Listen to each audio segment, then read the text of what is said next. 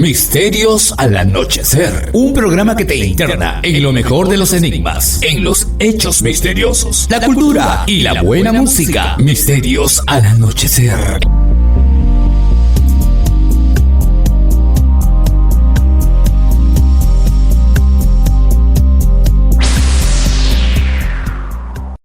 Domingo 2 de julio de 2023. Llegó julio, el año se nos está yendo muy rápido, amigos. Y aquí estamos en Misterios al Anochecer con Fernando Chapi Martínez al habla. Vamos a comentar de momento algunos de estos asuntos que tanto nos atraen, porque si ustedes están aquí en el programa es porque les gustan o por lo menos les llaman la atención fuertemente las cosas que tienen que ver con los enigmas, con los misterios tanto de la humanidad como del espacio que ocupamos en este universo. Y bueno, vamos de frente con una noticia que salió en distintos medios, principalmente de habla francesa, aunque también de habla española, allá por el 26 de junio de 2023, es decir, hace poquito. Se trata de un suceso que ocurrió en los cielos de la zona de los Pirineos Orientales, concretamente la ciudad de Perpiñán, en Francia, pero que llegó a ser visualizado también en Andorra y en la Comunidad Autónoma de Cataluña en España, es decir, algo que ocurrió en los cielos y que fue de bastante extensión, por la potencia de lo que le causó probablemente o porque se desarrolló al atardecer, cuando de por sí el cielo ya está muy llamativo, muy colorido. La incidencia de los rayos del sol pues posibilitan unos tonos fuego, unos tonos ambarinos que no dejan indiferente a nadie. Bueno, es el lunes 26 de junio de 2023.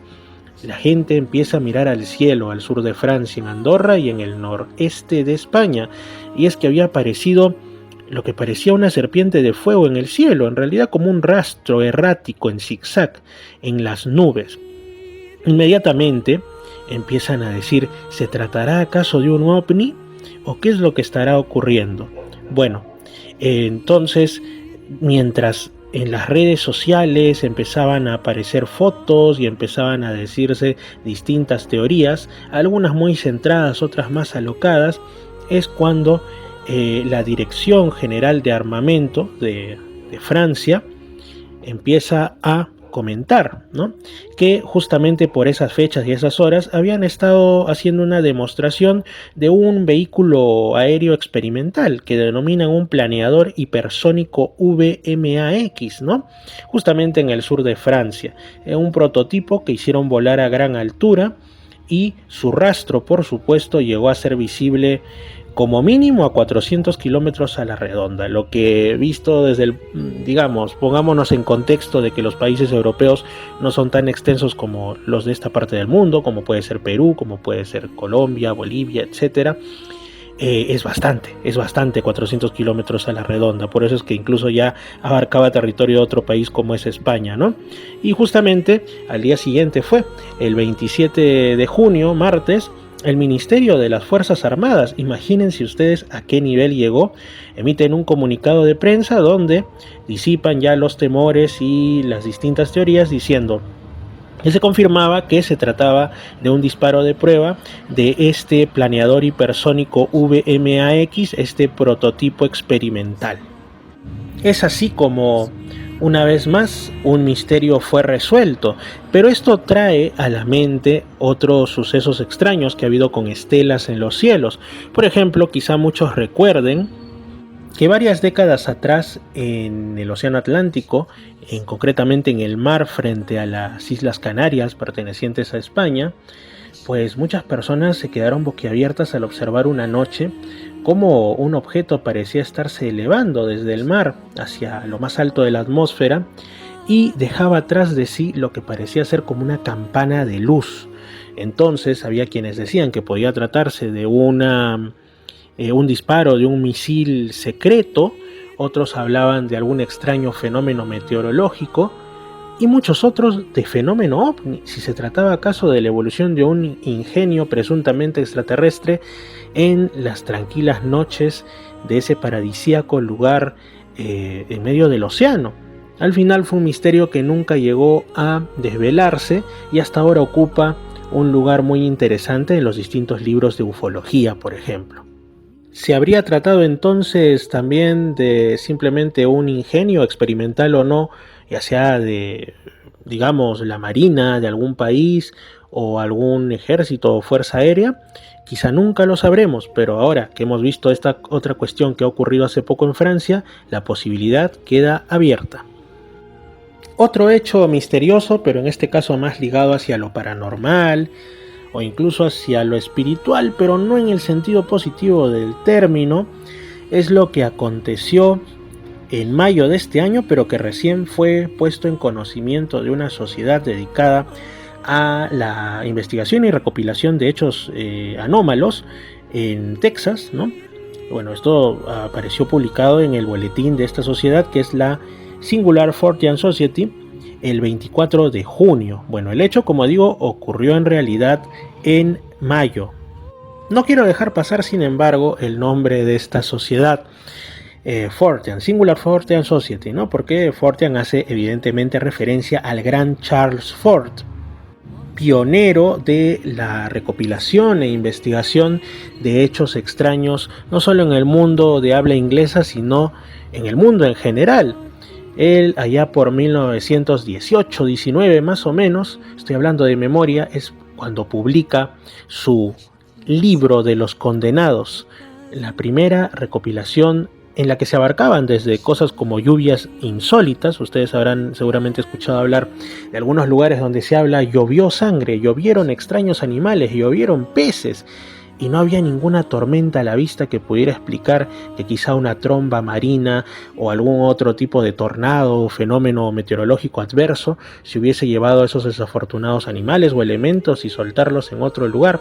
Pero bueno, esto es parte de lo que él recopilaba. También extraños sucesos acontecidos en el cielo. Ya se hablaba de naves que volaban por el aire y que a veces dejaban ver a sus supuestos pilotos que parecían humanos o no.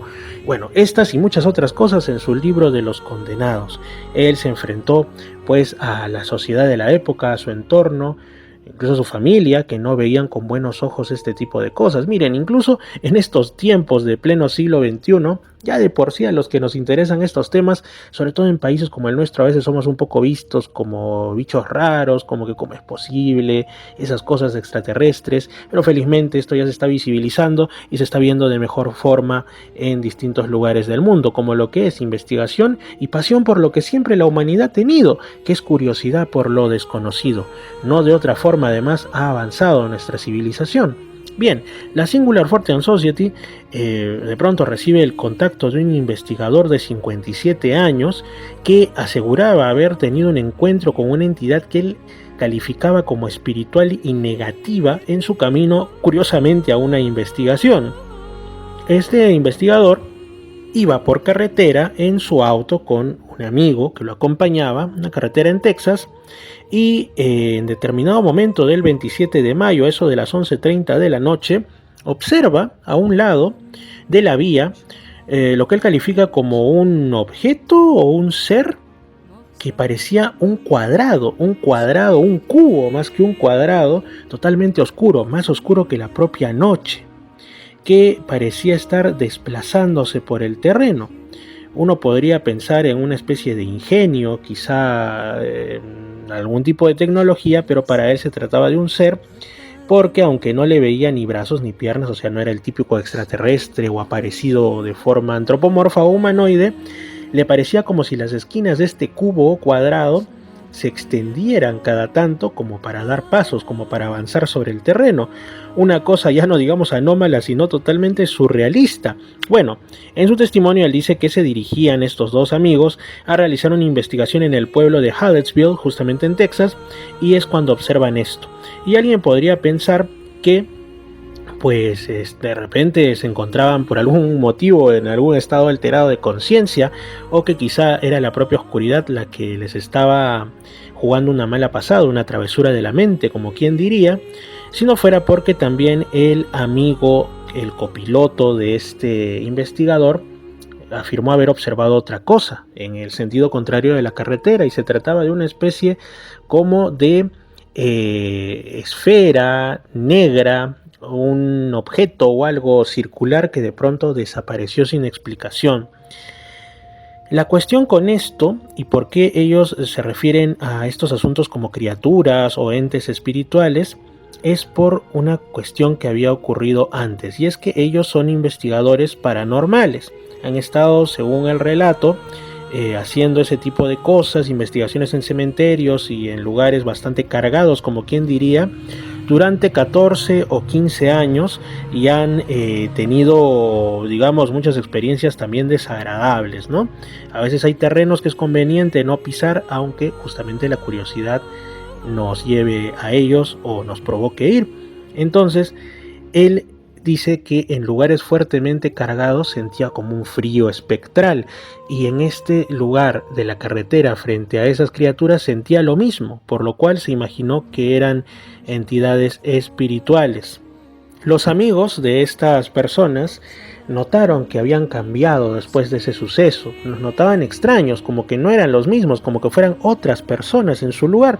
Llegaron al punto incluso de echarles agua bendita, porque uno de ellos tuvo algún tipo de comunicación con esta entidad espiritual que le dijo que no se iría, y se sintió como que se le aferraba, ¿no? Pasado eso, intentaron otro tipo de elementos que más diríamos de superstición y todo, pero el hombre decía que sentía como que esa entidad seguía junto a él, que daba vueltas incluso alrededor suyo, aunque no pudiera verla. Todo esto, por supuesto, lo podemos tomar desde un punto de vista psicológico, ¿no? Quizá estaban sumamente sugestionados y eran presas, como dije, de esas travesuras de la mente. Empezaron a experimentar calambres, dolores de espalda, de estómago. La cosa se ponía bastante mal. Incluso podían sentir, como digo, como si algo anduviera pegado a sus cuerpos, como si llevasen una cola o un peso. Ahora, ustedes saben que los investigadores paranormales, sobre todo en otros países, utilizan una serie de artilugios tecnológicos para supuestamente captar psicofonías o de alguna manera tener un contacto bidireccional en algunos casos, como si fuese una entrevista o el uso de un walkie-talkie con estos seres del otro lado, ¿no? Pues entonces usaron lo que denominan un medidor K2 y supuestamente esta entidad les habló y les dijo que había sido convocada mediante brujería, artes oscuras y este tipo de cosas para dañar al copiloto del investigador, que era quien se había sentido mal de entre los dos. Entonces al final no supieron quién había hecho ese daño, pero lo bueno es que conforme pasaban los días la entidad parecía hacerse más y más débil hasta que se desapegó por completo, pero vaya que lo pasaron bastante mal. Es por eso que, como también, por ejemplo, otra historia que aparece en el sitio de la Singular Fortean Society, y que es de Colombia, es que mucha gente en un lugar, en un colegio en Colombia, esta noticia es en realidad de marzo de este año, culpan al uso de la tabla conocida como Ouija por el surgimiento de 28 posibles casos de ansiedad entre estudiantes. Bueno, estas son cosas que pueden ser, como digo, atribuidas a una causa psicológica, al miedo frente a cuestiones de sugestión, etcétera, o puede ser que realmente haya una cuestión espiritual negativa detrás de ellos. Así que preferible es que, aunque nos guste el misterio, no meternos mucho ni de manera muy personal en esos recovecos, porque no sabemos lo que podemos encontrar, que no necesariamente ha de ser bueno. Incluso en el tema del fenómeno ovni, es necesario recordar que investigadores de la talla del español JJ Benítez mencionan que si se encontrasen frente a un objeto volador no identificado, aunque ya identificado porque lo tendrían al frente y verían claramente que es una nave de otros mundos, y más aún si ven fuera de ella a sus presuntos ocupantes, optarían por irse. JJ Benítez siempre lo dice, que eso es lo que recomienda, porque más del 50% de casos de encuentros con humanoides supuestamente extraterrestres o con naves de tipo platillo volante pues han acabado en algún tipo de agresión. Parece que el bien y el mal no solamente están en la esfera humana terrestre, sino que en otras partes del universo lamentablemente también las buenas y malas intenciones campan a sus anchas. Ahora les propongo un ejercicio mental. Retrocedamos en el tiempo.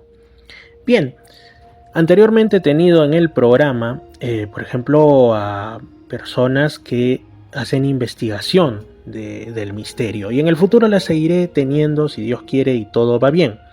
Uno de ellos desde Arequipa, el escritor Pablo Nicoli, nos ha hablado muy recientemente sobre sus investigaciones al respecto y mantengo buen contacto con él. Tuvo pues allá en Arequipa revistas como Fantástica, después llamada Fantástico, y Enigmas. Pero una revista que hasta ahora se puede encontrar, por ejemplo, en estos lugares donde hay, en el centro de Lima y otros lugares, cuestiones de segunda mano, fue Lo Insólito. Y vaya que eran insólitas las cosas que en ella se publicaban. Y revisando antiguos ejemplares me encuentro con uno de esos sucesos, hallazgos, de los que después no se supo nada. Se trata pues de un ejemplar del año 1978, concretamente del mes de marzo. Y es un artículo que se tituló Increíble hallazgo en Bagua, escrito por Tiberio Petro León. Bueno, vamos a entonces remontarnos a ese año y básicamente lo que menciona, también yéndonos imaginariamente hacia la Amazonía, la región Amazonas, nunca mejor dicho, y es que cuando este investigador realizó un viaje a Bagua Grande, se contacta con un agricultor de la zona llamado Ramiro Camino Flores, que le relató una historia que no sabemos si la podemos enmarcar dentro de esos accesos que muchas veces se habla, ¿no? Que de pronto estás tranquilo y se abre como si fuera una puerta a otra dimensión, a una dimensión donde lo imposible se hace realidad, las distorsiones del espacio, el tiempo y las dimensiones que a tanto nos gustan. Bueno, este agricultor cafetalero cierto día toma la decisión de dirigirse al oriente de Bagua, ya hacia una zona un tanto más montañosa, estribaciones andinas diríamos, pensando que podría encontrar alguna otra fuente de recursos. Estuvo ascendiendo por unas quebradas, cruzando pequeños riachuelos y caídas de agua en medio de vegetación que es tan común en nuestra hermosa Amazonía, cuando llaman su atención unos agujeros grandes en la falda de una de las tantas montañas. Entonces él pensó, podría tratarse quizá de una mina abandonada, o podría incluso encontrarse ahí uno de esos tesoros antiguos de los que tanta gente habla, tesoros incas, tesoros de la época del periodo español, quién sabe. Bueno, igual ya estaba en el camino, ya estaba en plan de búsqueda, así que realizó un cierto esfuerzo físico, llegó a las cuevas, donde realmente tuvo la sorpresa de su vida, porque se encontró dentro con lo que parecían ser libros, muy antiguos libros, rumas auténticas de estos textos, que estaban empastadas con lo que parecía ser un cuero animal muy fuerte. Entonces, bueno, ya que estaba ahí, le ganó la curiosidad y tomó entre sus manos algunos de esos libros que al parecer contenían unas escrituras que para él estaban en un idioma desconocido, en una grafía que nunca antes había visto, hasta que encuentra un libro que sí llevaba un título en español. El título era Los misterios de la naturaleza. Bueno, igual no encontró ningún tesoro en metálico, pero dijo, pues al menos he encontrado estos libros, es todo un hallazgo. Así que decidió regresar a Bagua y llevarse consigo ese hermoso y misterioso libro como una prueba de que había hecho un descubrimiento quizá de gran interés. Grande fue su asombro cuando al intentar salir de la cueva, el libro era como que se hubiera desaparecido de entre sus manos, se había esfumado en el aire. Sintió muchísimo miedo y quedó desconcertado, no sabía qué hacer. Tomó valor y volvió a entrar a la cueva.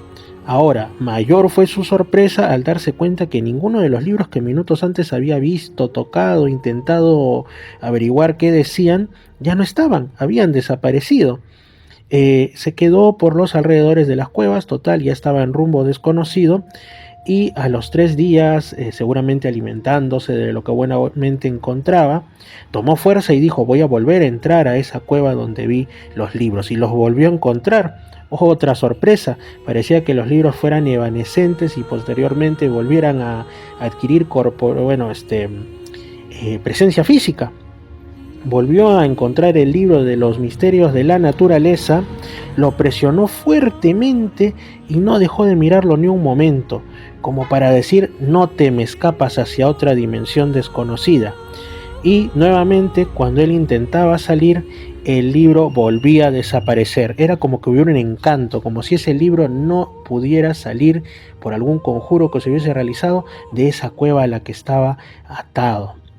De pronto, como volvió varias veces al lugar, notó una dinámica, y era que las rumas de libros solían aparecer los días martes temprano y desaparecían ese mismo día, como por arte de magia, nunca mejor dicho, al atardecer, y después reaparecían los días viernes y con la misma dinámica de posteriormente volver a desaparecer.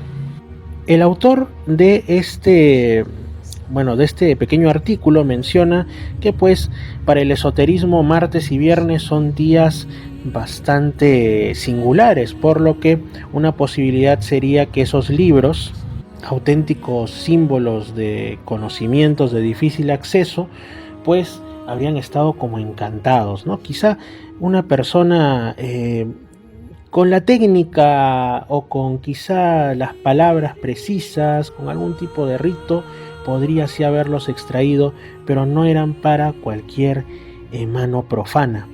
Y no sería lo único, porque nosotros sabemos que de distintas historias, de tesoros que aparecen y desaparecen, de libros, entre otros, y por supuesto, cuando se habla de bibliotecas ocultas en el seno de la tierra, como el caso de la biblioteca supuesta de la Cueva de los Tallos, o en tantos otros lugares del mundo que se atribuyen a civilizaciones desaparecidas, hay quienes hablan de la Atlántida, de Lemuria o de otras, podrían encontrarse, quién sabe, si en realidad en una dimensión paralela de la que no pueden sacarse porque en la nuestra sencillamente no existen. ¿Cuántas cosas extrañas pasan en el mundo? ¿Cuántos casos de décadas anteriores han quedado en el olvido? Pero aquí en Misterios al Anochecer te los traemos de vuelta. Los sucesos extraños, sin embargo, ocurren sin distinción, no solo de espacio, sino también de tiempo. Vamos con uno que combina ambas cosas: un lugar lejano para nosotros y un tiempo que está a más de un siglo de distancia. Este caso extraño ocurrió en la prefectura de Nagano, en Japón, en la primavera de 1918, durante el día, una hora no determinada del todo. En ese entonces, una adolescente de 15 años que vivía en un pueblo en la ladera sur de una montaña, a unos 700 metros de altitud sobre el nivel del mar, observó de pronto en ese 1918 lo que parecía un objeto rojizo brillante que bajaba de lo alto hacia el suelo a unos 200 metros de distancia de donde estaba ella.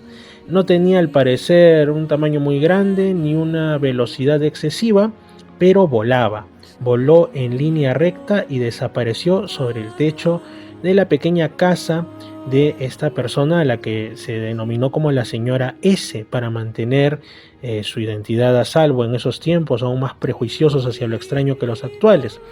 La señora S, a quienes la entrevistaron, aseguró que pensaba que era un alma, es decir, un difunto, un fantasma, un alma en pena también les llamamos aquí. Y ella estaba convencida de que un auténtico fantasma había volado sobre su casa. Pero además lo que menciona es que esta alma, entre comillas, finalmente habría caído en su patio trasero y que ella estaba muy asustada, así que recién a las 7 de la mañana del día siguiente vio a ver qué era lo que había caído, y lo que denominó el resto de un alma humana en realidad tenía una forma oval con un diámetro de unos 30 centímetros. En realidad, más que forma oval, lo describió como si fuera un tazón puesto boca abajo y de un color gris, pero con una consistencia que parecía ser aceitosa o gelatinosa, y que con el pasar de las horas terminó transformándose, casi diluyéndose en algo similar a la ceniza volcánica, que dejando rastros de algo oleaginoso, aceitoso, en el suelo sobre el que había caído. La señora S. falleció muchos años después y hasta el final de sus días aseguró, como en ese tiempo evidentemente no se hablaba tanto y menos en Asia de fenómeno ovni, aún no había sido acuñado, faltaban muchos años para que se acuñase el término, ella siempre pensó que había sido testigo de quizá la caída desde algún lugar del firmamento, quizá desde el cielo de los bienaventurados o desde algún infierno en algún otro lugar o esfera de un alma humana que habría finalmente desaparecido en su patio trasero, un fantasma. Los tiempos pasan, las personas cambian, las culturas son distintas en lo extenso que es nuestro planeta Tierra. Sin embargo, el misterio permanece y adquiere distintas interpretaciones de acuerdo a los testigos y también quizá se nos muestre como metamórficamente de distintas apariencias. Ahora retrocedemos incluso más atrás en el tiempo y nos encontramos en lo que en ese entonces se consideraba como el territorio, no era un estado aún de la Unión Americana, el territorio de Utah, en 1880. ¿Qué ocurría en el Perú en esa época? Bueno, estaba el terrible, lamentable enfrentamiento bélico conocido como la Guerra del Pacífico, pero en Utah, en esas fechas, pues el estado norteamericano estaba culminando su expansión hacia el oeste, la conquista del oeste que le llamaban ellos, que en realidad pues todos sabemos que fue una mezcla entre genocidio hacia las poblaciones originarias, las poblaciones nativas y también el expolio de más de la mitad del territorio de México, ¿no? Del cual Utah formaba parte en su tiempo y previamente por supuesto también del virreinato español de la Nueva España. Ahora, volviendo, unos investigadores se encontraban pues intentando recopilar de los nativos de las poblaciones originarias de ese lugar, los Chippewa, los Sioux, los propios Utah, y bueno, lo iban a poner, de hecho lo pusieron en material científico escrito posteriormente, ¿no? Entre 1914 y 1916, pero como digo, la información corresponde a 1880. Básicamente querían recopilar los métodos de tratamiento de los enfermos, la medicina tradicional de estas comunidades. Y bueno, estaban pues viendo cuestiones que para ellos eran antropológicas, ¿no? Administración de hierbas con propiedades curativas, pero llega un momento en el que estos médicos tradicionales les mencionan que todo lo que hacían, incluido unos misteriosos cánticos o melodías con propiedades curativas, les había sido indicado por unos pequeños hombres verdes, que no eran humanos desde su punto de vista. Menciona uno de estos informantes de nombre indígena Payits, ¿no? Que cuando él era un niño de unos 12 años se encontró con un pequeño hombre verde que no sabía de dónde había surgido y que desde entonces había seguido teniendo contacto con él a intervalos, y este ser es el que le enseñó una especie, como digo, de melodías, de canciones curativas que él empleaba con las personas para sanarlas. Cuando lo vio, escuchó a este pequeño hombre verde entonando estas melodías y de ahí es que las aprende. Cuando le pidieron que describa cómo era este ser, él dijo pues que era una especie de hombre muy pequeño, de una estatura menor a la de un ser humano común y corriente, que venía solamente de noche y que además pues era totalmente verde de la cabeza a los pies, tenía extremidades, ¿no? Y llevaba habitualmente algo que era similar a un arco y unas flechas. Decía que era de un carácter bueno, afable, con los que le caían bien y que daba indicaciones, favorecía a los que se dedicaban a la medicina tradicional. Podía enterarse quizá de manera telepática si algunas personas hablaban o desconfiaban, hablaban mal de este ser, y les disparaba una especie como de flechas que llevaba con ellos para causarle, que llevaba con él el hombre verde para castigarlos, causarles daños, ¿no? Como si fuera una especie de arma en realidad, ¿no? Bueno, este hombre, como digo, este hombrecillo aparecía solamente de noche y se retiraba al amanecer. Había toda una ceremonia para que este ser curase y siguiese enseñando cómo curar a las personas enfermas. Y habitaba, al parecer, en una especie de agujero, la puerta de una morada en el terreno, y gustaba de que los naturales le dejaran pequeños regalos. No eran obligatorios, pero igual ellos lo hacían como una manera de agradecimiento cada vez que este ser curaba a algún enfermo. Decían que pues las moradas de estos pequeños seres eran como unas cuestiones ocultas en las montañas con pequeñas especies de chimeneas, y que bueno, de cuando en cuando le dejaban, como digo, ofrendas que podían ser ramitas de cedro o algunas otras cosas interesantes. Mencionó Pallitz que en algún momento habían llegado pues personas de raza blanca, occidentales, estadounidenses, y habían visto a estos seres, se habían asustado y habían optado por la salvajada de ponerle piedras a las puertas, por llamarle así, a los agujeros donde habitaban estos seres, y que de alguna manera casi mágica a la mañana siguiente estas piedras habían aparecido retiradas a un lado. Asimismo, el indígena Pallitz mencionaba que veía que este hombrecito hacía una especie de fogata por las noches en su escondrijo, se veía una pequeña luz y se veía incluso como humo saliendo de su casa, como si cocinase o estuviese protegiéndose del frío. Como digo, este relato es de 1880 y no solamente eso, sino que lo más importante es que si ustedes buscan, por ejemplo, en la internet sobre el caso de lo que dio en denominarse como la momia de las montañas de Pedro, ocurrida esta cuestión también en lejanos tiempos, algunos dicen siglo XIX, otros siglo XX, justamente en territorio indígena de el centro-oeste de los Estados Unidos, pues hacen referencia a un pequeño cuerpo momificado que fue encontrado en esos lugares y que cuando se le aplicaron técnicas de radiografía pues mostraba una conformación adulta, es decir, no se trataba de un feto, no se trataba de algún niño muy pequeño ni nada, porque era como un adultito muy muy pequeñito y después desapareció en extrañas circunstancias, ¿no?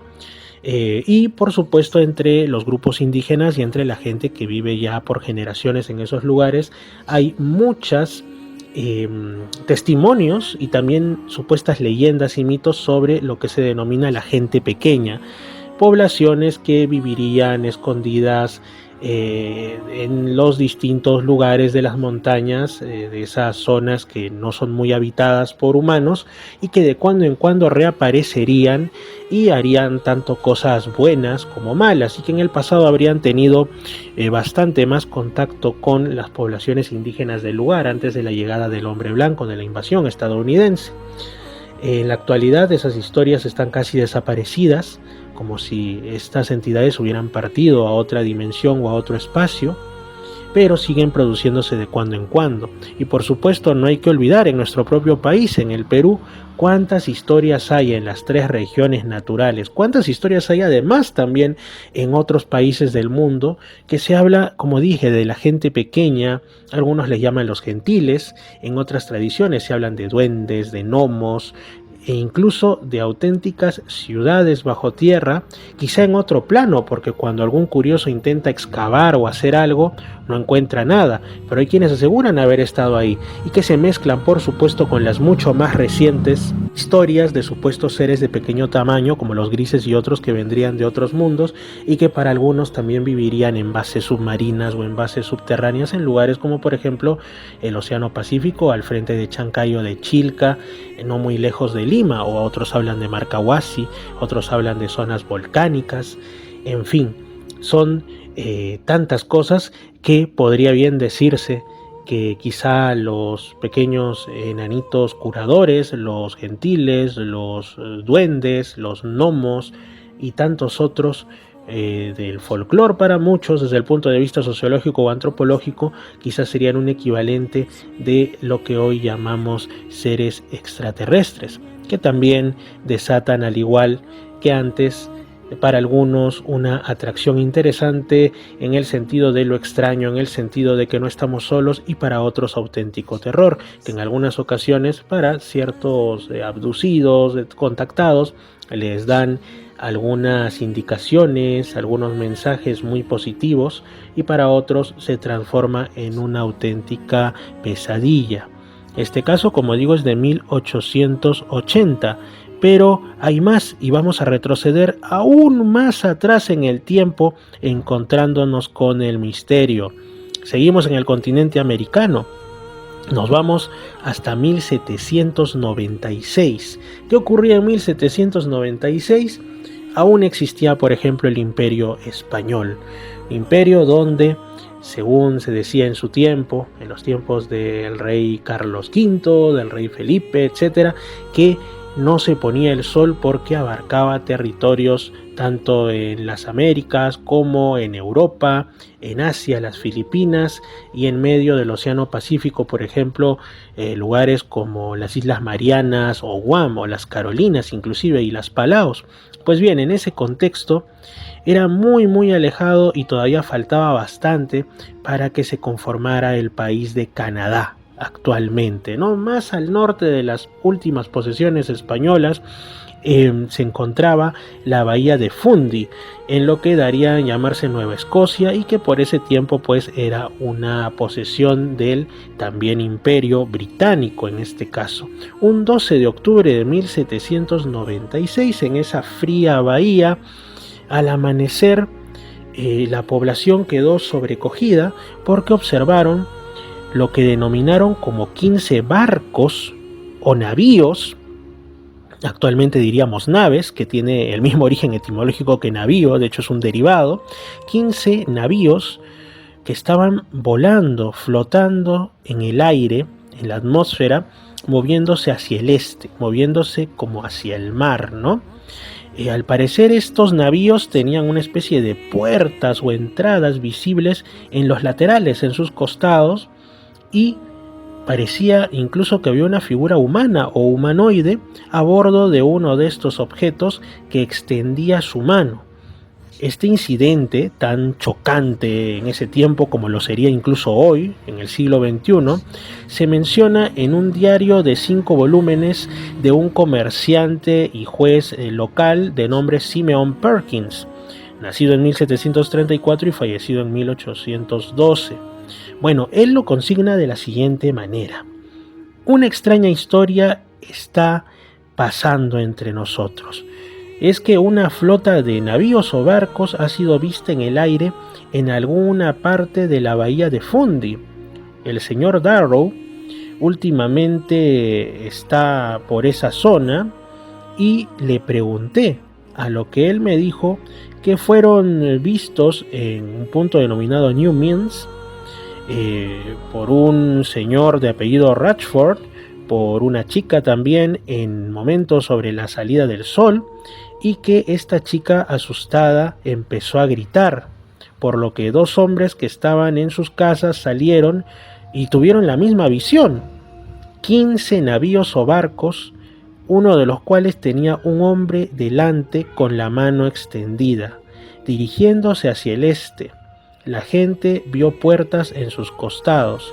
Era una historia que, como la mayoría del pueblo estaría descansando, estaría durmiendo en sus casas y no lo pudieron observar, no tuvo crédito por parte de todos, pero algunos sí lo creyeron. Este señor entrevistado, el señor Darrow, opinaba que solo fue quizá una imaginación, quizá fue lo que hoy llamaríamos una pareidolia, ¿no? Como cuando uno juega con las formas de las nubes y ese tipo de cosas. Muy interesante. Han habido otros casos también en la historia de siglos atrás, como lo que se llamaba pues el caso de la batalla de los ovnis o las naves sobre Nuremberg, en lo que ahora sería Alemania. Y pues es realmente sorprendente. No es que no existan casos de objetos anómalos en los cielos en décadas o en siglos anteriores, mejor dicho, sino que había otras formas de mencionarlos: barcos en el aire, escudos voladores, navíos o ingenios que pelean entre sí, flechas que vuelan, espadas voladoras, incluso en momentos históricos tan importantes como pueden ser en batallas en el momento de la conquista del Nuevo Mundo por parte de los españoles y portugueses. Hubo presencia de objetos extraños en los cielos que atribuían, por supuesto, a apariciones de la Virgen, de santos, a señales de malos augurios, a señales de buenas fortunas. Y esto se ha dado también, por supuesto, dentro de todo ello, incluso en nuestro país, en el Perú. Hay muchas tradiciones de santos, de vírgenes, de apariciones, de imágenes y demás que tienen que ver con extraños fenómenos aéreos que hoy por muchos serían tomados como fenómeno ovni. Particularmente interesante, y de hecho cambió la historia de Occidente, puede ser, por ejemplo, el caso de lo que observó el emperador bizantino Constantino, ¿no?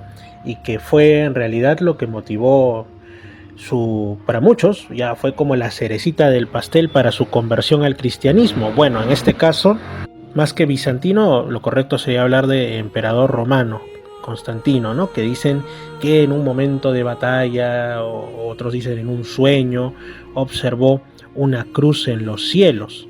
Y así han habido muchos eventos a lo largo de la historia que han sido quizá cambiados, y hay quienes también mencionan, y yo estoy de acuerdo en esto, que quizá las inteligencias o entidades que están detrás de estos sucesos justamente medio que manipulan la historia, medio que manipulan digamos, el rumbo de los acontecimientos y las decisiones importantes de ciertos grupos humanos. No se sabe si para estudiarlos o para servirse de ellos o para contribuir de alguno u otro modo que desconocemos con cierto progreso en la humanidad. Han sido vistos incluso fenómenos extraños en tiempos de guerra o de batallas, por no hablar ya en el siglo XX de los famosos Foo Fighters, que solían estas como esferas de fuego seguir a aviones en las guerras mundiales, sobre todo en la primera. Hay hasta fotografías de esto, ¿no? Entonces, ¿de qué estamos hablando? Pero hablando también, valga la redundancia, de cosas ocurridas siglos atrás, les había mencionado, así a vuelo de pájaro, así grosso modo, minutos antes, un tema que es lo que ocurrió en Nuremberg, ¿no? La batalla de Nuremberg, le hablan otros, o los ovnis de Nuremberg, que esto pues me gustaría también, para quienes no lo conozcan, aunque es famosísimo, relatarlo ahora, sobre todo para los nuevos oyentes que se están sumando en Radio Arequipa, en la Ciudad Blanca, ¿no? Es 1561 el caso que nos ocupa. Nuremberg, bueno, era un lugar medianamente apacible. En el momento del atardecer, como justamente el caso que les conté de los 15 navíos en el cielo de lo que hoy llamamos Canadá, pero en este caso el 14 de abril de 1561 al amanecer es cuando ocurre esta muy horripilante aparición, como la denominaron en su tiempo. Fuentes de la época mencionan que este suceso fue visto por muchas personas, entre varones y mujeres, y que se trataba de esferas de color rojo sangre, de color azul y de color negro, o de discos en forma anular, o sea, como si fuesen platillos o anillos, cerca del sol, algunos en fila, otros como formando cuadrados, otros solos, erráticos, y también algunas como cruces, objetos cruciformes en todo caso, de un color sangre.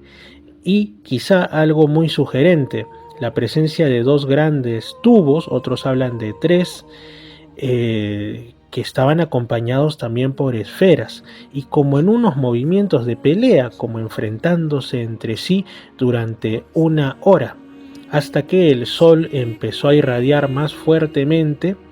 Y todo esto cesó, pero cesó con gran estruendo y con gran revolución de los elementos, porque era como si algunos de estos objetos incluso ardieran y cayeran a la tierra, y un gran vapor fuese, digamos, alzándose hasta que desapareció y todo volvió a la normalidad.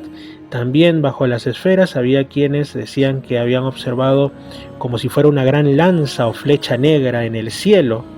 El resultado, las gentes de ese tiempo, la interpretación que le dieron, como no podía ser de otra manera, pensaron que se trataba de un mal augurio, de un pésimo presagio, de una advertencia de Dios o de los santos o de la Virgen sobre algo malo que iba a pasar.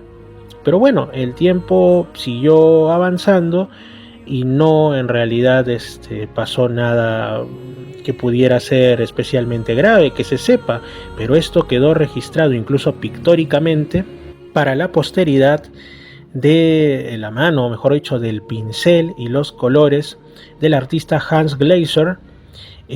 Bueno, y ahora está disponible para poder observarse en la Biblioteca Central de Zúrich en Suiza.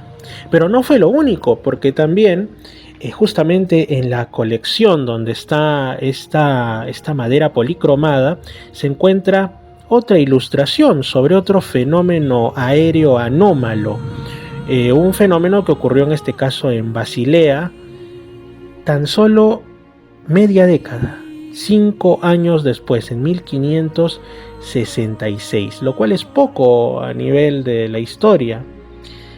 Pues bueno, este fenómeno fue representado por Samuel Coxius, que era, según se menciona, un estudioso de las Sagradas Escrituras, es decir, un experto bíblico, y también de las artes liberales. Basilea pertenece a Suiza, a la actual Suiza, ¿no? A la Confederación Helvética, un país que además es colindante con lo que ahora es Alemania, donde está ubicado Nuremberg del suceso anterior, ¿no? No están tan lejanos en realidad entonces. Bueno, habría ocurrido el día 7 de agosto de ese 1566 y lo relata de esta manera. En el momento de la salida del sol, nuevamente el amanecer, por lo que vemos, se vieron en el aire muchas esferas negras que hacia el sol se desplazaban con gran rapidez y celeridad, y también volviéndose unas contra otras, libraban disputa, tornándose algunas rojas y fogosas, y luego se consumieron y se disolvieron. Es decir, no solo se trata de una coincidencia más o menos en el tiempo y en el espacio con el suceso de Nuremberg, sino también en el comportamiento, al menos aparente, de estas apariciones, ¿no? Que al parecer pues se trataban de esferas, cambiaban de color y estaban como en una especie de lucha en los cielos, como incluso dicen en la Biblia, ¿no? Con respecto a la caída de Lucifer y todo ello, que hubo guerra en los cielos. No estoy diciendo que sea lo mismo, ni que se trate de algo de naturaleza negativa, espiritual, sino que hay tantos sucesos que pues ocurren a lo largo de los tiempos en todo el mundo y las interpretaciones son más variadas que quizá la realidad subyacente, que quizás sea una o no muchas, pero que ya sea porque están condicionadas por la mente del observador o ya sea porque ellos mismos tienen una naturaleza inteligente que quiere conocer más de las reacciones del ser humano, toman la forma en el pasado quizá de un escudo volador, en la interpretación actual un disco volante, un platillo volador, en el pasado quizá escenificando, también hay otras historias, ¿no? De batallas en los cielos, ¿no? O de, digamos, en ese tiempo las habrían llamado, como uno de los casos relatados, barcos en los cielos. A finales del siglo XIX, inicios del XX, cuando era la era de los dirigibles, los cepelines, los globos aerostáticos, se hablaba de misteriosos y silenciosos ingenios de este tipo que iban por las urbes, eran observados por muchos, estaban fuera de la ruta común de estos artefactos y de pronto desaparecían.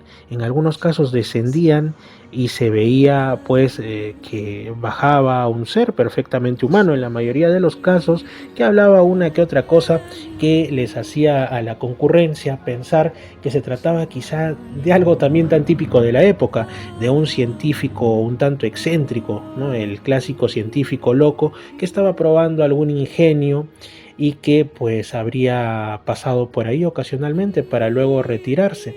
Son estos casos que a uno le dejan más que pensando, más que intrigado, y como digo, la antigüedad, cruces en los cielos, cuestión de tipo religiosa, posteriormente dirigibles, y conforme va avanzando la humanidad, adquieren otras formas. Ahora se habla pues de naves espaciales de otros lugares, de viajeros en el tiempo que estarían observando lo que para ellos seríamos nosotros, su pasado quizá, de experimentos sociológicos por seres de otros mundos hacia nosotros, como si fuésemos conejillos de indias o cobayas de laboratorio. Quizá un mismo fenómeno que juega con la humanidad, quizá nos vigila y para algunos nos protege, depende hasta de, incluso se han formado sectas ufológicas, se han formado grupos que dicen estar en contacto con tal o cual hermano mayor, así los denominan. Es mucho lo que ha influido lo extraño, lo misterioso, lo enigmático en la historia del ser humano. Y quizá todos, estoy absolutamente seguro, admitámoslo o no, hemos pasado por alguna circunstancia que no hemos podido explicar en la vida, sea un objeto anómalo en el cielo, trátese de algún sueño premonitorio o en el que pudimos observar algo, una información como si nos fuese insertada desde algún mundo onírico donde hay alguna especie de repositorio de conocimientos que de otra manera no tendríamos acceso y que después comprobamos como realidad. A mí me pasó, por ejemplo, con el nombre de un lugar que yo no sabía que existía y de pronto me apareció el nombre en un sueño y descubrí que se trata y hasta ahora tengo como una especie de misión personal el viajar a ese sitio y ver, bueno, por qué apareció en mi sueño. Casos de personas que afirman que en sus sueños es como si vivieran otras vidas, ¿no? Como si fuese una película que a la hora de dormir continúa con un nuevo capítulo y cosas que están pues al límite de lo que la ciencia e incluso la paraciencia trata como posibilidad. Por eso es que por más que avancen las tecnologías, avance digamos la ciencia oficial y todo ello, siempre quedará un espacio para el misterio, un espacio para la imaginación y quizás sea mejor que así ocurra. Siempre es importante tener un espacio para soñar. Y bueno, aquí tengo frente a mí, ya para finalizar, curiosamente, otro de estos ejemplares que encontré de la revista Lo Insólito. En concreto, este corresponde a al año 1977, a inicios de junio. Y para ese momento, y aparece aquí en toda una cara, era primicia mundial el hallazgo del proyecto Viking en Marte. Esto es casi un efeméride porque estamos en julio. Bueno, eso ocurrió en junio del mencionado, mayo-junio del mencionado año 1977. Se titula la noticia Pirámides en Marte y ya ustedes estarán recordando, tendrán la imagen mental conocidísima a nivel mundial de qué se trata, ¿no? El supuesto rostro y las supuestas estructuras de la zona de Sidonia en el planeta rojo. Vamos a ver cómo lo presentaba pues la prensa especializada en estos temas de misterios, en este caso la revista Lo Insólito, en ese lejano año 77. Una curiosa fotografía de Marte muy poco difundida por la NASA. Se ve que no saben que años después esto se convertiría pues en uno de los tópicos más importantes del mundo del misterio. Está causando revuelo. En ella se aprecia con bastante claridad algo que bien podrían ser pirámides. Su tamaño sería 15 veces mayor que aquel de la Gran Pirámide de Egipto. Según los científicos de la NASA, acosados por la prensa, se trataría de meras formaciones de lava causadas por la erosión. Sin embargo, Carl Sagan, uno de los principales promotores del proyecto Viking y destacado exobiólogo, ha llamado la atención sobre la curiosa fotografía. Parece incluso que ha presentado a la Real Sociedad de Londres un informe relacionado a esa imagen intitulado Reconocimiento de una inteligencia extraterrestre. Además de las formaciones piramidales, también destaca un rostro humano de igual dimensión que podría ser una especie de esfinge marciana, con la característica de mirar hacia arriba. Esperamos que los científicos oficiales abandonen su actitud escéptica o simplemente hermética y que, al igual que aquellos no alineados, analicen y reconozcan abiertamente el misterioso hallazgo. Mientras tanto, los astroarqueólogos están de plácemes, ya que la fotografía en cuestión es la prueba que demuestra que sus teorías eran certeras. También han resaltado el hecho de que dichas pirámides han sido construidas sobre terrenos planos, al igual que las pirámides egipcias. Estas últimas siguen haciendo noticia y generando teorías de siempre mayor interés, especialmente desde que se ha comprobado que dichos monumentos son acumuladores de energía. Al mirar las fotografías brindadas por el programa espacial norteamericano, es difícil no compartir la emoción y el entusiasmo de los astroarqueólogos. Ahí están esas pirámides y aquí está esa especie de esfinge marciana que, con el rostro volteado hacia arriba, parece querer imponerse e imponer su verdad por encima de cualquier cálculo o interés de la ciencia oficial.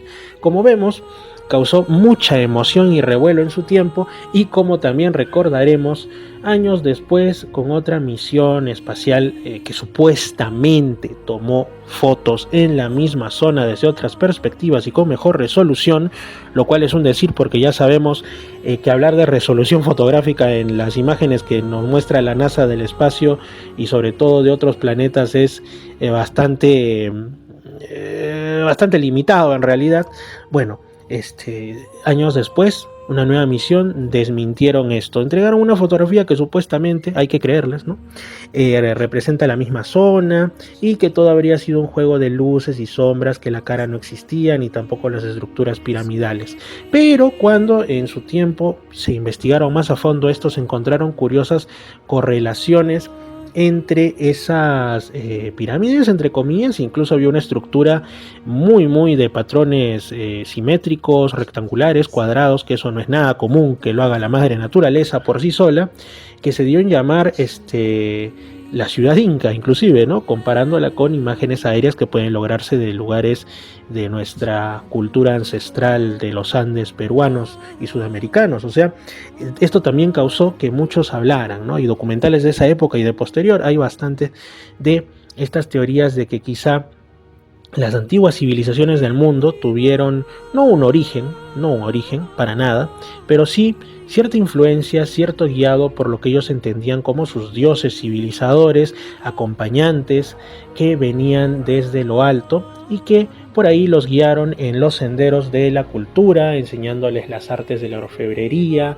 la arquitectura megalítica, y posteriormente retornaron cuando ya habían sembrado esa semilla, y por supuesto después la humanidad podía avanzar por sí misma hasta lo que hoy es. Y ahora pues se habla de ingenios que hasta pueden llevar de turismo a las personas que tengan los medios para ello, que no son muchas en el mundo, son una pequeña fracción. Quizá después, quién sabe, pasando décadas, no me sorprendería que ni siquiera siglos, los viajes al espacio pudieran hacerse más comunes, más para la gente llana. Y quién sabe si nuestros hijos, nuestros nietos o incluso nosotros muy de viejitos ya podamos atisbar nuestra pequeña esfera azul y, oh sorpresa, ir al encuentro de esos seres que en el pasado fueron tomados como dioses. Y quién sabe si represente también hasta una experiencia de encuentro espiritual para nosotros mismos, que eso nos falta en nuestra civilización supuestamente moderna y muy científica. Un paso más hacia el descubrimiento de los mundos exteriores e interiores. Por ahí dijo el poeta Paul Eluard, ¿no? Esa frase tan conocida y que para muchos es como un lema: hay otros mundos, pero están en este. Y quizá al decir en este no se refería solamente a nuestro planeta, sino a nosotros mismos. Ese gran enigma que todos tenemos dentro y con el que convivimos, por más que los ruidos de la rutina, el trabajo, la modernidad, la semana pesada y tantas cosas, pues parecen acallar, pero siempre estamos en la búsqueda. Un fuerte abrazo, amigos, muchas gracias por haber estado en esta edición de Misterios al Anochecer. Como ustedes saben, soy un servidor, Fernando Chapi Martínez. Si desean ponerse en contacto conmigo, tengo un correo: opiniones y sugerencias MIP opiniones y sugerencias M, o sea, la letra M, la letra I, la letra P, @gmail.com. Ustedes pueden escribirme con toda confianza, a la brevedad intentaré responderles y leerles. Y por supuesto, si desean participar en el programa también. Y estoy como Misterio Infinito Perú, Misterio Infinito Perú, en YouTube y en Instagram. También en Facebook, aunque lo he dejado un poquito rezagadín, pero Misterio Infinito Perú en YouTube y en Instagram. Muchas gracias por su sintonía y nos estamos reencontrando el próximo fin de semana. Tengan un excelente lunes. Que Dios, que el universo, que la vida los bendigan y protejan grandemente. Chao y muchas gracias.